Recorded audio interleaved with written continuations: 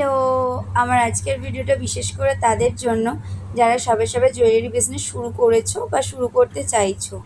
দেখো, আমি জানি একটা ব্যবসা শুরু করতে অনেক টাকা ইনভেস্ট করা লাগে, কারণ বেশিরভাগ জায়গায় ক্লিয়ারলি জানিয়ে দেওয়া থাকে যে নো মিনিমাম কোয়ান্টিটি, অর্থাৎ ম্যাক্সিমাম কোয়ান্টিটিতে অর্ডার করতে হবে। এর মানে প্রতিটা ম্যাটেরিয়ালস তোমাকে 100 গ্রাম অথবা 200 গ্রাম ওজনে অর্ডার করতে হবে। এবার এখানে সমস্যাটা হয় যে এই কারণে তোমরা সব রকম জিনিস নিতে পারো না। তোমরা চাও হয়তো যে সব রকম অল্প অল্প করে নেবে, কিন্তু অনেক সময় বাজেটের জন্য তোমরা নিতে পারো না। তো সেই কথা মাথায় রেখে আমরা যখন কৌসুমী কালেকশন শুরু করেছিলাম, সেখানে আমরা কোয়ান্টিটিতে কোনো লিমিট রাখিনি। সেটা তোমরা আমাদের অর্ডার প্যাকিংয়ের ভিডিও দেখলেই বুঝতে পারবে। তো তোমরা যখন আমাদেরকে জিজ্ঞাসা করো যে দিদি কত টাকার জিনিস অর্ডার করতে হবে বা কতটা কোয়ান্টিটিতে জিনিস অর্ডার করতে হবে, তো সেই সময় যখন আমরা তোমাদেরকে জানাই যে আমাদের কাছে কোয়ান্টিটিতে কোনো লিমিট নেই, তোমরা খুশি খুশি হয়ে জিনিসপত্র আমাদের কাছে অর্ডার করো।